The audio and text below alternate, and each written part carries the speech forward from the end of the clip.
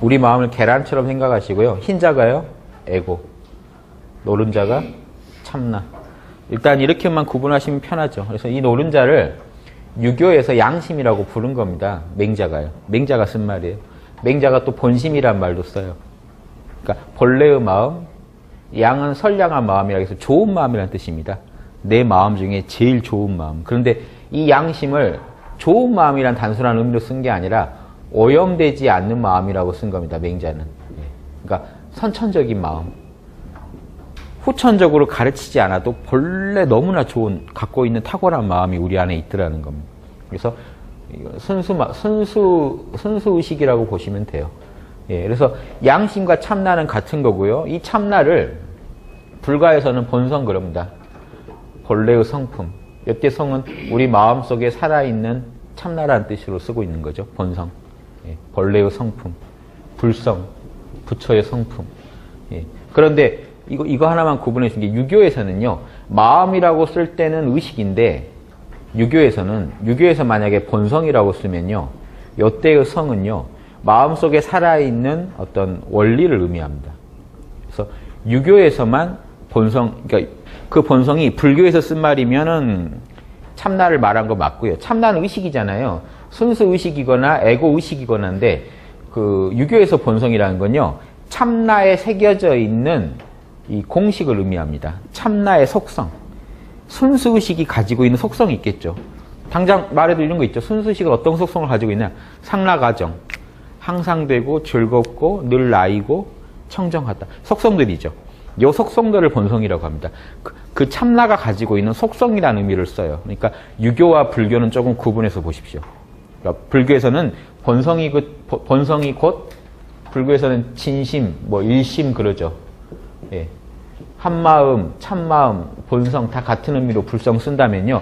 유교에서는요. 심이라고 쓸 때는 마음이라는 거는 우리 몸에 주재하는 거니까 의식이 맞고요.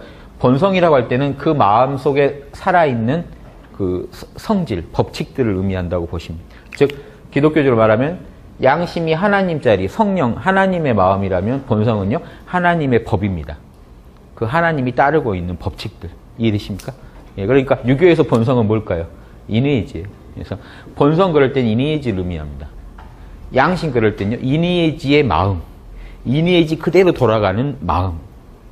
이해되시죠? 그러니까 근데 이게 한 가지 헷갈리실 게 하나 있어요.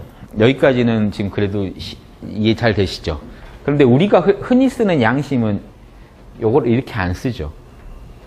당장에요. 제가 만약에 사단 노트를 쓰라고 했다고 치죠. 사단이라고 하면요. 4가지 단서입니다. 단서란 뜻이요. 요게 땅에서 이렇게 싹 난 거거든요. 싹이에요. 싹수가 있다 없다. 싹을 보고 요 놈이 어떤 놈인지 알거든요. 즉 4가지 단서의 측은지심. 우리 마음에요. 사양아의 마음, 또 시비를 따지는 마음, 부끄럽고 불의를 못 참는 마음. 요 4가지가 있는데 요 4가지는 지금 이 양심일까요? 에고일까요? 사단은요. 불쌍해 하는 요 마음은요. 참나 아니지 않나요?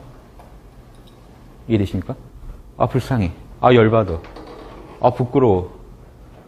자명해. 찜찜해. 이해되십니까? 요건 에고예요. 사단은 에고예요. 에고에서 일어난 일이라고요. 요거 구분하시겠습니까? 당혹해 하시는 거. 사단이 에고라는 거 아시겠습니까? 참나는 부끄러워하고 그러지 않지 않나요? 이상하지 않나요? 측은해 참나가 그럴까요? 측은해 생각인데요. 벌써 감정인데요. 다 에고예요. 에고의 2가지가 있는 겁니다. 그러니까 여러분 에고 무시하시면 안 돼요. 지혜와 자비도 에고예요. 무지와 아집이 에고면 지혜와 자비도 에고죠. 속성상. 물어봤는데 모르면은 모르는 거죠. 무지한 거죠. 참나가 모르는 게 아니라 그 사람 에고가 모르는 겁니다. 그렇죠? 지혜니 자비니 다 에고입니다. 남한테 밥 한 그릇 해주는 것도 에고가 하는 거지 하는 건 에고가 한다고요. 요 느낌 아시겠어요? 즉 에고가 자기 뜻대로 움직일 때는 우리가 욕심이라고 하지만 에고가 참나가 에고를 거쳐서 그대로 나올 때는 그것도 양심이라고 합니다. 그러니까 양심은요, 참나도 양심이지만 작용할 때도 양심이라고 부르는 게 있어요. 뭘 양심이라고 하냐면요, 참나 뜻 그대로 하는 에고를 양심이라고 해요. 이해되십니까? 참나도 양심이지만 순수한 마음이라는 의미에서 참나, 아까 에고가 참나랑 딱 하나가 됐으니 이견이 없다 그랬죠. 그러면 참나가 야 불쌍히 하자라고 했을 때 불쌍하다라고 에고가 외치면 그것까지도 참나의 그대로 마음이잖아요. 그러니까 에고가 하는 짓이긴 하지만 참나를 그대로 따르는 에고와 참나랑 등을 지는 에고가 있습니다. 이게 힌두교에서도 두 가지가 딱 갈려요. 힌두교에서도 이거 정확히 얘기합니다. 우리가 가진 에고에 좋은 에고와 나쁜 에고를 나눠요. 그래서 그럼 수행은 뭐냐면요, 참나를 처음에 정확히 알고 찾으시면요, 그 견성하신 겁니다. 어느 수행단체에서도. 도노예요. 점수는요, 에고를요, 착한 에고로 만드는 게 점수입니다. 그런데 도노 돈수파들은 뭘 주장하는 걸까요? 참나 찾았으면 됐지 에고는 관심 없다가 도노 돈수파예요. 그래서 그 에고들이 무섭습니다. 관리가 되지 않아요. 이런 사람 치료할 수 있을까요? 갸루상? 갸루상 같은 사람 치료하겠습니까? 난 사람이 아닙니다 하는 사람은요, 치료를 못해요. 이해되세요? 몸이 아파요. 몸 치료해 주세요 하면 몸을 고칠 수가 있는데 어디가 아파요? 전 몸 없는데요. 몸이 없대요. 그러니까 에고가 없는데요 라고 주장하는. 번호를 해가지고 잘못된 고정관념이 들어가 버리면요, 난 에고가 없다고 생각해요. 난 에고가 아닌데요. 갸루상 아닙니까? 치료를 어떻게 해요? 아니 건드리면 계속 무지랑 아집을 보이는데 에고가 없대요. 밥은 뭐로 먹냐? 난 참나래요. 밥 먹고 할 짓 다 해요. 자기한테 유리한 거는 하나도 안 빼고 다 합니다. 근데 물어보면 에고가 없대요. 이게 그 수행자들 아주 잘못된 함정입니다. 빠지기 쉬운. 도노한 이후에 빠지기 쉬운 함정입니다. 우리 학당에서는 어떻게 말씀을 드리나요? 도노는요, 참나를 정확히 아신 건요, 정신계의 아이패드라고만 제가 해가지고, 갤럭시 탭이라고 해요. 정신계의 스마트폰을 구입하신 겁니다. 도노는 구입하신 거예요. 점수는요, 잘 쓰시는 거예요. 근데 구입은 했는데 계속 전화 거는 데만 쓰고 계시다. 그게 발각이 됐는데 나는 아니라고 우기신다. 분명히 전화만 걸고 있다는 게 포착이 됐는데요. 이해되십니까? 참나 깨쳐가지고요, 자기 마음 편안한 데만 쓰고 계시다 그러면, 남의 마음 괴롭히는 데 쓰고 계시다 그러면 잘못 쓰고 있는 거잖아요. 그러니까 도노 이후에 점수까지 가야 되니까, 유교 입장에서 어떻게 설명할 수 있나요? 본래의 양심을 찾아서 이런 사단을 펼친다라고 설명할 수도 있어요. 도노와 점수를. 이해되시죠? 사단은 에고가 하는 겁니다. 그래서 사단 칠정론 우리가 선비리 따질 때는요, 사단도 감정으로 보고 따지는 거예요. 그러니까 좋은 에고와 나쁜 에고를 가지고 싸운 사단 칠정론이라는 거는 내 욕심 부린 에고와 사단이라는 참나 뜻대로 가는 그 에고, 이 두 개의 관계를 어떻게 볼 거냐 가지고 연구한 겁니다. 율곡은요, 율곡이 주장 이겁니다. 사단도 에고라는 거죠. 즉 칠정이다. 칠정 안에 사단이 있다고 봐야 된다고 주장한 거고, 태계는 그 두 에고는 철저히 분리하자. 칠정은 사단 뭐죠? 그냥 에고. 사단은 좋은 에고, 나쁜 에고. 칠정은 나쁜 에고, 사단은 좋은 에고. 딱 갈라보자. 율곡은요, 칠정을 에고를 대표한다고 보고, 사단도 에고의 작용이니까 칠정 안에 있다고 보자.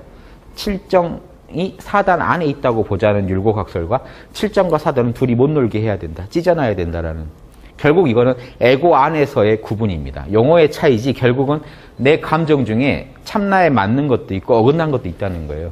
그러니까 우리가 어떤 불쌍한 사람 봤을 때요, 아이고 불쌍해 하는 감정이 확 일어나는 거, 이거 분명히 에고잖아요.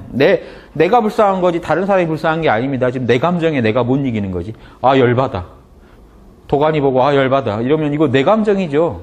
그런데 그게 양심에, 저 내면에 있는 양심에 합당하면은 이것까지 양심인 거고, 합당하지 않으면 욕심인 겁니다. 과한 거예요. 그렇게 화낼 일이 아닌데 막 화내고 있다면요, 뭔가 욕심이 붙은 거예요. 내가 어렸을 때 어떻게 살았는지 뭐 자기 경험이 막 들어가고, 그러니까 어떤 사건을 판결하는데 판사가요, 내가 어렸을 때 당했던 막 그것까지 집어넣어가지고 판결하면 안 되겠죠. 거기서부터는 욕심이죠. 근데 공정하게 이건 아니다, 양심에서 얘는 이 정도 처벌을 받아야 한다고 딱 얘기할 때는 참나가 그대로 구현된 거죠. 그래서 참나는 에고를 통해서만 구현되기 때문에 에고가 참나랑 딱 하나가 돼서 구현될 때의 마음도 양심이라고 한다는 겁니다. 이거 낯설 게 아니신 게 노자는 이걸 뭐라고 했나요?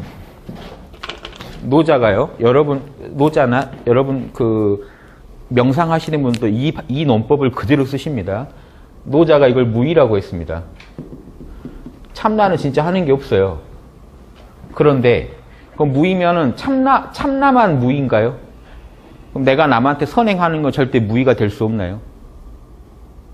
예수님처럼 왼손이 주고 오른손이 모르면 되지 않나요? 이해되십니까?